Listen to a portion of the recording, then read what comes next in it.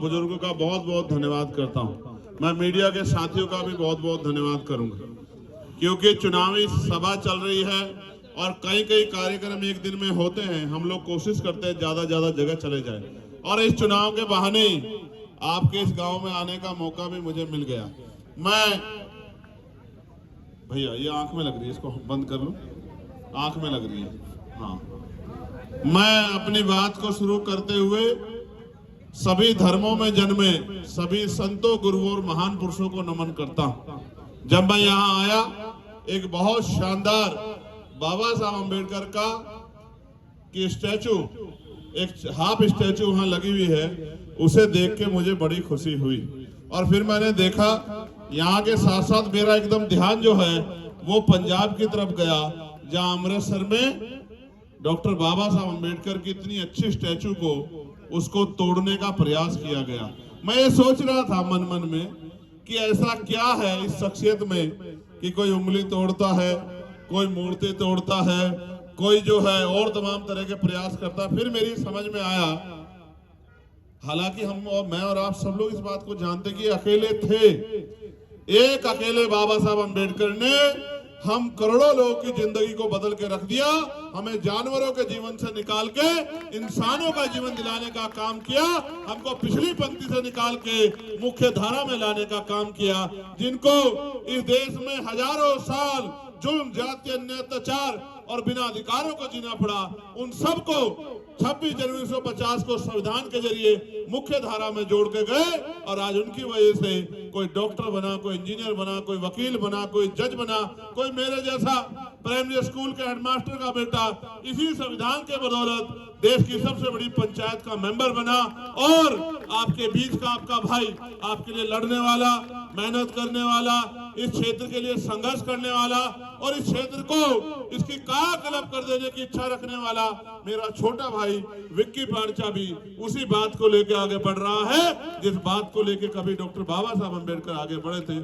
हम तो जब मैं बात करता हूं तो महापुरुषों को याद करता हूं, फूले साहब को, साहू जी महाराज को, पेरियार को, पेरालाल यादव को, बाबू जगदेव प्रसाद कुशवाहा को, जननायक कपूरी ठाकुर को, महामना रामसु वर्मा को, मान्यवर दीना भाना वाल्मीकि को, और मेरे रहबर, मेरे गुरु, और आप सब लोगों ने भी देखा किस तरह इस दिल्ली के छोटे से करोल बाग के दफ्तर से पूरे देश में बहुजन समाज का डंका बजाने वाले मान्यवर काशीराम साहब को भी मैं जो है आज यहाँ नमन करता हूँ।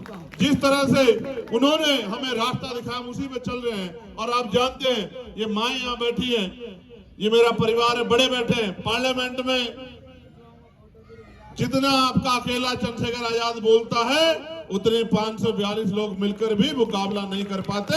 ये क्योंकि हम बाबा साहब अम्बेडकर के दिखाए रास्ते पर चलने का काम कर रहे हैं। कोई ऐसा आदमी नहीं है, पुलिस के जवान हो, नौजवान हो, सफाई कर्मचारी हो, विकलांग हो, बहनें हो, माएं हो, गरीब हो, व्यापारी हो, कोई ऐसा नहीं, चाहे दिल्ली के मार्शल भाई हो या बसों का की जो समस्या थी वो हो, जो भी हमारे पास आया, हमने उसके मामले को पार्लियामेंट में उठाने का काम किया, सरकार से जवाब मांगने का काम किया। आपके यहाँ विधानसभा का चुनाव है, ऐसा नहीं कि ये चुनाव पहली बार आया, बहुत बार चुनाव आए, लेकिन चुनाव तो आते हैं और बड़े बड़े वादे भी आते हैं, लेकिन चुनाव के बाद इन नेताओं को आप ढूंढ भी नहीं सकते। इनके आगे से, आपके आगे से गुजर सकते हैं, मगर आपकी किसी बात का जवाब नहीं देंगे।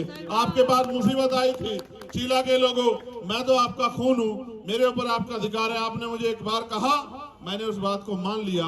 लेकिन आप ये सोचो, ये फर्ज तो उनका था जिनको वोट दे दे के अभी तक हम सींचते आए कि वो इस लड़ाई को लड़ते। और मैं आपको बता देना चाहता हूं, ये चिल्ला की समस्या नहीं है, ये पूरे मेट्रो सिटी की समस्या, ये सिर्फ दिल्ली की समस्या नहीं है, ये मुंबई की भी समस्या है, ये कोलकाता की भी समस्या है। और ये समस्या क्यों है?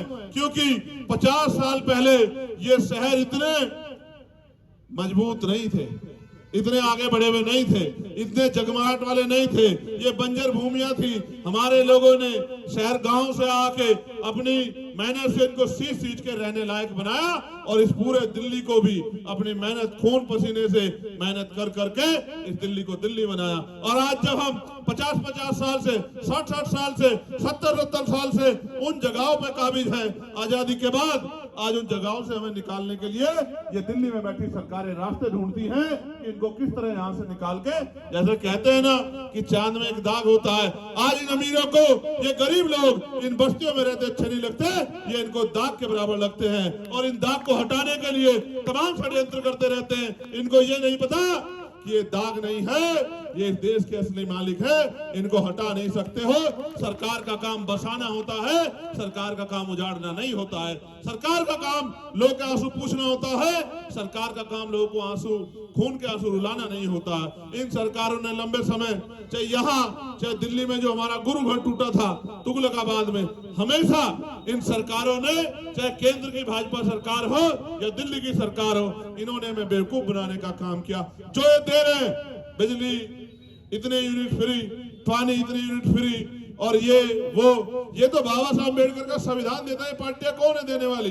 बाबा साहब अम्बेडकर का संविधान हर व्यक्ति को बुनियादी सुविधा की गारंटी देता है। लेकिन ये बड़े चालाक लोग हैं, ये हमारे लोगों को नहीं बताते कि ये जो पैसा फ्री की बात कर रहे हैं आता कहां से? ये पैसा तो जनता की जेब से आता है। जनता जो टैक्स देती है वही सरकार का बजट होता है, उसी बजट से खर्च करते हैं। ऐसा थोड़ा ही कि अपनी जमीन बेच के या अपने उद्योगों से बचाओ पैसा लाके हमारे लिए लगाते हैं। ये तो हमारा पैसा है, देश की जनता का पैसा है, दिल्ली की जनता का पैसा है। अब उस पैसे को चाहे अपने घरों में लगा लो, चाहे गरीब लोगों की समस्या हल करने पर लगा लो।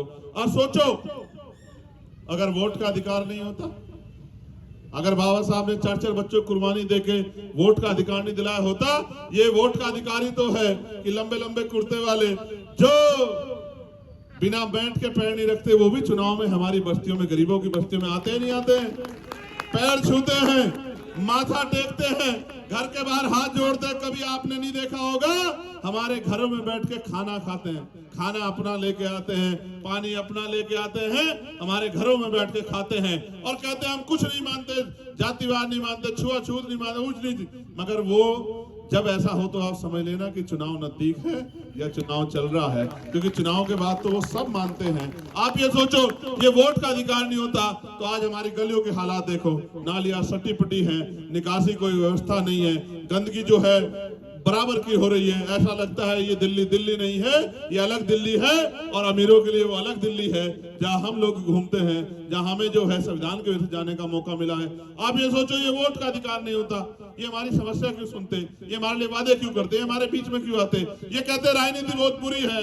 हमारे लोग तो राजनीति में है नहीं, ये सारे लोग राजनीति में कब्जा करके बैठे हैं, क्योंकि ये जानते हैं इस देश में जो कुछ है वो राजनीति है। और ये बाबा साहब अम्बेडकर ने भी कहा, political power is the master की, इट इज द मास्टर की by which can you open each and every door of your success। यानी कि राजनीतिक सत्ता वो चाबी है जिसके द्वारा आप अपनी परेशानियों के सारे हल खोल सकते हैं, अपनी सारी परेशान, सारे दरवाजे जो आपकी परेशानियों के बंद है उनको खोल के और अपनी जिंदगी में आत्मसम्मान की जिंदगी प्राप्त कर सकते हैं। ये समझदार लोग हैं, ये हमारे लोगों को बेवकूफ बनाते हैं, हमारे लोगों को पैसे की बात करते हैं, अधिकार अपने पास रखते हैं। अरे देने वाला तो बहुत कुछ दे सकता है, मैं आपको गारंटी देता हूं, पता करा लो। आज सुबह मैंने फोन किया, ये भी क्यों, इसके पीछे भी कारण समझाऊंगा। अभी सरकार कह रही है 2100 रुपए देंगे महिलाओं, कह रही है नहीं कह रही है, कह रही है नहीं कह रही 2100 रुपए देंगे, और दूसरे वाली कह रही है हम 3000 देंगे, और एक ने 1100 रुपए चुपचाप दे भी दिए।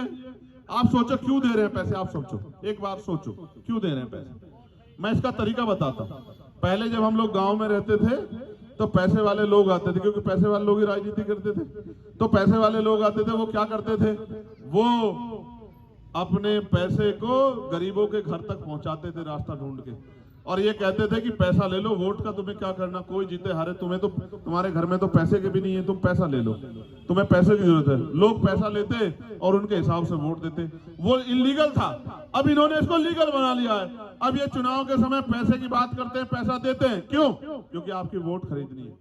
ये वोट अगर कीमती ना होती, इस वोट में 4-4 बच्चों की बाबा साहब कुर्बानी नहीं होती, इसमें उनके परिवार का संघर्ष नहीं होता, तो ये वोट को भी नहीं खरीदते। ये लोकतंत्र है, लोकतंत्र यानी कि जनता द्वारा जनता का शासन। आपके हाथ में चाबी ना आ जाए, आप जो है मालिक ना बन जाए, इसलिए पिछलग्गू बनाने के लिए, आपकी वोट को खरीदने के लिए तमाम तरह की बातें करते हैं। मैं आपको ईमानदार से कहता हूं, अगर आपके आशीर्वाद से, आपकी मेहनत से, और आपने अगर संघर्ष कर लिया कुछ दिन, 4-5 दिन, विक्की भाई जो है अवसर प्राप्त करके असेंबली चले गए, किसी की माँ ने दूध नहीं पिलाया कि गरीबों की बस्ती कोई खाली करा दे। मेरी बात को आप याद रखना। आजाद समाज पार्टी, मैं पार्लियामेंट के जरिए इस सरकार को घेरने का काम करूंगा। असेंबली में मेरा छोटा भाई चंद्रशेखर आजाद बनके विक्की पार्चा इन्हें घेरने का काम करेगा। इनको जो है ये गलत काम करने रोकने का काम करेगा। सोचो, जब हमारे लिए कोई बोलता नहीं तो वो हमारे घरों को चाहे तोड़ दे। जब हमारी कोई आवाज नहीं उठाता, उनको पता सब तो पैसे वाले, ये क्यों आवाज उठाएंगे। हर आदमी पार्टी का मजबूर है, पार्टी कर रही है तो भाई हम क्या कहते हैं। इसीलिए आपको विक्की भाई जैसे लोगों की जरूरत है जो ईमानदार जाके लड़े। और देखो अभी तो विक्की कुछ भी नहीं, तब भी लड़ रहा है। जब आपके आशीर्वाद से ताकत में आ जाएगा फिर आप देखना कैसे लड़ेगा आपके लिए। फिर आपको किसी के दरवाजे नहीं जाना पड़ेगा, फिर तो आपको फोन करना पड़ेगा कि भाई विक्की इधर आ, यहाँ काम। ये आपसे बाहर कहाँ जाएगा, तो आपके बीच का आदमी। इसलिए मैं आपको भी कहना चाहता हूँ, ये जो 2100 रुपए 3000 रुपए है, मैंने पंजाब फोन किया कि आम आदमी पार्टी की सरकार है, 3 साल पहले वादा किया था 2100 रुपए दिएंगे क्या? बोले ना जी ना, दिए नहीं। मैंने कहा सिलेंडर कितने का आता? बोले 950 का। मैंने कहा दिल्ली में कह रहे 500 का दे देंगे। फिर मैंने हरियाणा फोन किया, वहां भाजपा की सरकार है। मैंने पूछा भाई इन्होंने वादा किया था 2100 रुपए देंगे, दिए क्या? बोले ना जी। मैंने कहा सिलेंडर, बोले 950 का है। तो मैं देश के प्रधानमंत्री जी को आपके इस मंच से कहना चाहता हूं कि प्रधानमंत्री जी, दिल्ली में आप 500 के सिलेंडर के बाद भाजपा के लोग कर रहे हो, तो सबसे पहले उत्तर प्रदेश वालों को दे दो जहां आपकी सरकार है। फिर आप हरियाणा वालों को दे दो जिनसे आपने वादा किया। फिर आप उत्तराखंड वालों को दे दो जो देवभूमि में रहते हैं। फिर आप मध्य प्रदेश राजस्थान वालों को दे दो जहां आपकी सरकार है। आपको देना वेना कुछ नहीं है, आपको तो इनकी जेब काटने, टैक्स लगा लगा के। आपको याद है, मेरी माए बहनें बैठी फोन देखती हैं, पहले 99 रुपए का आता था रिचार्ज, आता था नहीं आता था? 99 से 149 का हुआ, 149 से 199 का हुआ, 199 से 249 का हुआ, 249 से 299 का, राज हो गया 349 का, 359 का। आप ये सोचो, हर घर में अगर 5 आदमी है तो 4 फोन है या नहीं है? और हर फोन रिचार्ज मांगता है। चुपचाप जेब काट रहे हैं, दवाइयों के दाम बढ़ा दिए, तेल के दाम बढ़ा दिए, और खाने के सामान पे, आटे पे जीएसटी लगा दी। मैं तो इस बार जाऊंगा तो फाइनेंस मिनिस्टर जिस दिन बजट पेश करेंगे उनसे कहूंगा कि अब तो पॉपकॉर्न भी नहीं खा सकते, आपने तो पॉपकॉर्न पे भी जीएसटी लगा दिया। ईमानदारी से, जब उनसे पिछली बार कहा प्याज महंगे, बोले मैं खाती नहीं हूँ।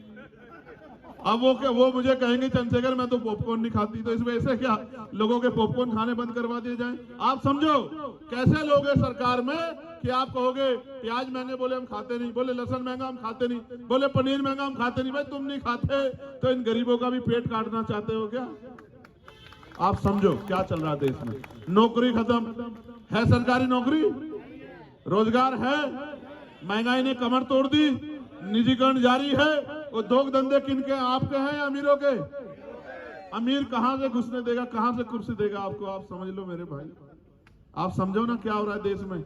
एक समय था हर साल 1000-2000 सरकारी नौकरी आती थी और गरीब का बच्चा नौकरी लग के जाता था। अब कहां है? आर्मी की नौकरी खत्म, अग्निवीर हो गए, पुलिस की नौकरियां खत्म हो गई, पुरानी पेंशन नहीं मिल रही है, तो जनता परेशान है। इसलिए मैं आपसे कहना चाहता हूं, लोगों के आगे हाथ फैलाना बंद कर दो और दूसरों की तरफ देखना बंद कर दो। अगर आपको चाहिए, चाहत है, आप आत्मसम्मान से जीना चाहते हो, तो विक्की पार्चा को आपकी जरूरत नहीं, आपको विक्की पार्चा की जरूरत है कि कोई हमारा ऐसा नेता हो जो हमारी आवाज को ईमानदारी से उठा सके और हम अपनी लड़ाई को लड़ सके। मैं अपने भाइयों से कहने आया हूं, एक बहुत लंबी लिस्ट है, बाबूराम जी, महेंद्र सिंह जी, हरीश चंद जी, संतराम जी, मेहरचंद जी,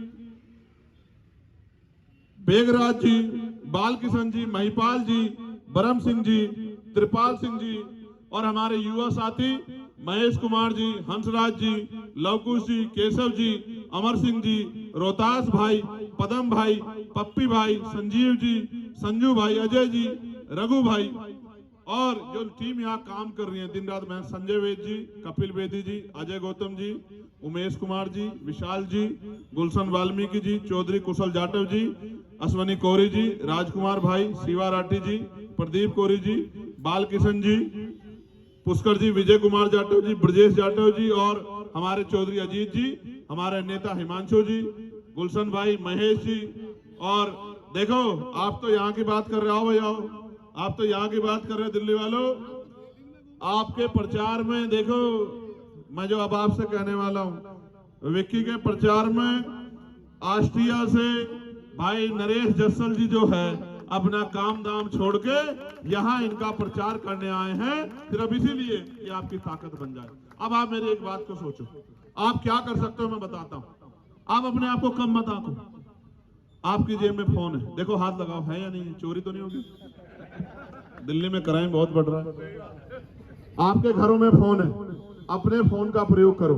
इस विधानसभा में आपके दोस्त रहते होंगे, रिश्तेदार रहते होंगे, जिनके कहीं से आपने वोट दी होगी, जो बड़ी बड़ी जो आपसे बहुत प्यार करते होंगे, उनको फोन करो। 1 घंटा निकालो, मेरे लिए फोन करो कि भाई इस बार हमें अपनी वोट को खराब नहीं करना, हमें अपनी ताकत बनानी है और हमें अपनी वोट केतली के चुनाव निशान पर डालनी है। और उनसे भी कहो कि आप भी फोन करो। इस तरह से जैसे हमारी माएं बेटियों की ससुराल होगी उनको फोन करो, बेटों की ससुराल होगी उनको फोन करो, हमारी मौसी, ताई, बुआ और रिश्तेदारियां बहुत सारी भाभी रहती होगी उनको फोन करो। और ऐसे भाइयों को कह रहा हूँ रिश्तेदारी में फोन करो। और हमारे यहाँ तो एक कहावत है कि हर साला अपने साले को फोन करे, और उससे भी कहे कि वो भी अपने साले को फोन करे, और उससे भी कहे कि वो भी अपने साले को फोन करे। और जब हर साले को फोन कर देगा तो कोई साला ऐसा नहीं बचेगा जहां हमारी बात ना चली जाए, क्योंकि हम लोग रिश्तेदारियों में फंसे हुए हैं, एक दूसरे से जुड़े हुए हैं। आप महसूस करो, कोई ना कोई किसी से किसी कनेक्ट है, कोई किसी का जीजा, कोई किसी का साला, कोई किसी का मौसा, कोई किसी का चाचा, तो सब रिश्तेदारी में बटे हुए हैं। तो अपनी जिम्मेदारी को अदा करो। ये अकेला मेरा, विक्की का, हिमांशु का काम थोड़े, महेंद्र जी का काम थोड़े, ये हम सबका काम है या नहीं है? समस्या हमारी है, समाधान कौन करेगा बताओ? अगर हमें समाधान चाहिए तो हमें मेहनत करनी पड़ेगी। जब हम 8 घंटे अपना घर चलाने के लिए मेहनत करते हैं तो इज्जत की जिंदगी और अपने अधिकारों के लिए कम से कम आने वाले 5-6 दिन तो 1 घंटा तो मेहनत से काम करें, 1 घंटा तो जुटाएं। और अगर आपने कर लिया तो मेरी बात को याद रखना कि भाई विक्की तो जाएंगे असेंबली, और आप घर घर में घर बैठ के खुश हुआ करोगे जब असेंबली में ये आपका बब्बर शेर दहाड़ा करेगा आपकी समस्याओं के लिए। तो आप कहा करोगे पहली बार हमें नेता मिला है, बाकी तो बस सिर्फ ठीक है तनख्वाही थे, तनख्वाह लेते हैं, ठीक है। अभी मेरे यहाँ काम नहीं हुआ, नेता रोते रहते सुनते नहीं। मैंने सारे अधिकारियों को बुलाया, देखा नहीं देखा आपने, और उनसे कहा चलो गारे में मेरे साथ देखो भाई, तुम्हें पता लगे जनता कैसे जीती है। ये जनता टैक्स देती है तो तनख्वाह लेते हो, तो सबको घुमाया फिर कह रहे कि अब अध्यक्ष की गलती नहीं होगी। तो सोचो कर सकता है एक अकेला? जब एक अकेले बाबा साहब अम्बेडकर करोड़ों की जिंदगी बदल सकते हैं तो हम सारे लोग मिलकर पूरे देश के गरीबों की जिंदगी बदल सकते हैं। हम लोग संकल्प लें। तो मैं आपका धन्यवाद करूंगा और आप सबसे ये अपील करूंगा, निशान पता है ना? जोर से बताओ। पेतली रुक जाओ, आप चुप हो जाओ, माए बहने बताओ क्या है निशान, बताओ। नहीं जोर से नहीं बता रहे हो, जोर से बताओ। ऐसा लग रहा है नाश्ता नहीं किया गया। अभी एक बार जोर से बताओ। अच्छा दोनों हाथ उठा के पहले विक्की को आशीर्वाद दे दो। चलो ठीक, माओ के आशीर्वाद में बहुत शक्ति होती, मुझे तो गोली लगी, इन्हीं का आशीर्वाद था मैं तो बच गया। अच्छा एक बार मुझे भी आशीर्वाद दो, दोनों हाथ उठा के, ठीक। और ये बड़े भी दे दो आशीर्वाद, इधर जो हाथ नहीं उठा रहे हैं ये कोई काम नहीं आएगा। जो लोग कुर्सी बैठे आपका अपना चंद्रशेखर काम आएगा, मेरी बात को याद रखना। जब जब आपकी तरफ आपके अधिकारों पे कोई उंगली उठेगी, आपके बच्चों, आपके आने वाली नस्लों को कमजोर करने के लिए, तो चंद्रशेखर आजाद आपको सीना तान के खड़ा मिलेगा। क्योंकि चंद्रशेखर आजाद निमट तो सकता है लेकिन झुक नहीं सकता, मेरी बात को आप याद रखें। बहुत बहुत धन्यवाद। जय भीम, जय भारत। भाई सुमित जी, भाई राजा जी, भाई सोनू भाई, भाई विजय सिंह जी, भाई नवीन जी, अमरपाल जी और जितने यहाँ हैं सबका बहुत बहुत धन्यवाद। आप सबके लिए मंगल कामनाएं। और आप सब बड़ों से भी कहता हूँ थोड़ा सा आप लोग भी घूमना, क्षेत्र में घूम के थोड़ा सा प्रयास करना। वैसे मैं आपको कष्ट तो नहीं देखता, कष्ट लेने का काम तो मेरा ही है, लेकिन ये समय ऐसा है, सहयोग से ही काम बनेगा। थोड़ा सा प्रयास करना, बात आगे मजबूत। बहुत बहुत धन्यवाद। जय भीम, जय भारत। आप सबके लिए मंगल कामना। भाई सद्भावना अपार्टमेंट से जो भाई आए ऊपर मंच पे आ जाए, जो आर्थिक मदद करना चाहते हैं भाई की